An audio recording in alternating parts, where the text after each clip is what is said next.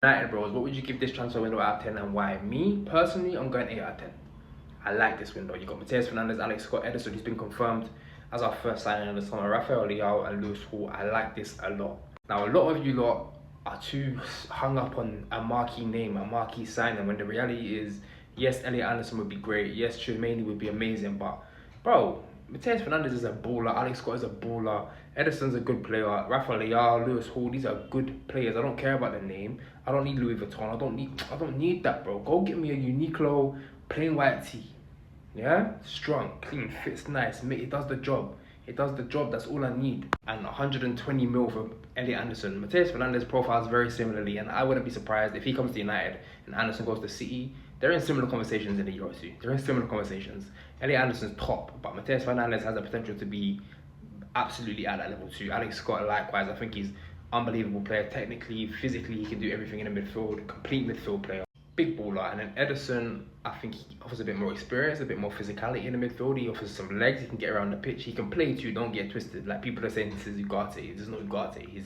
He can play. He's not a clown, bro.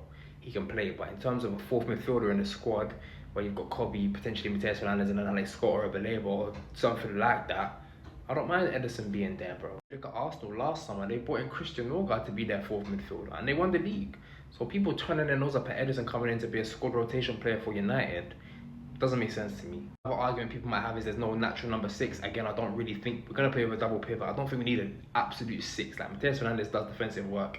Alex Scott does defensive work. Ederson does defensive work, and so does Kobe Mainoo. I think you're just going to play a combination of two in there, all action midfield players, and have a double pivot with a 10. I think that works perfectly well. I don't think you need a specialist 6 necessarily in this character system. I don't think you need it. Lewis Hall at left back, I don't think there's a better player you can sign in that position at all. I don't think there's a left back on the market that I would rather sign than Lewis Hall, and that's a position that I think we need. That's a long-term Luke Shaw replacement. You ain't got to worry about left back for a number of years with him there. Harry Mas coming through and Patrick Dorgu able to fill in that role as well. Perfect left back signing. And then Leao as my left winger, X factor. You can tell me about his pressing, you can tell me about his off the ball work. I don't give a shit. I don't give a damn.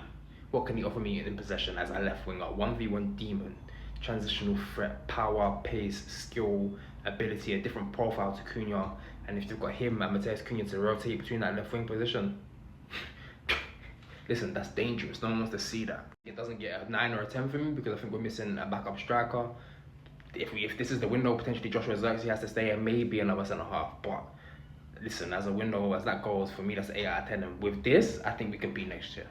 Genuinely, I think if we got these 5 through the door this summer, we will compete. I'm not saying we'll win big trophies, but I think we'll compete in the Champions League and go quite far. And then the Premier League will be there or there.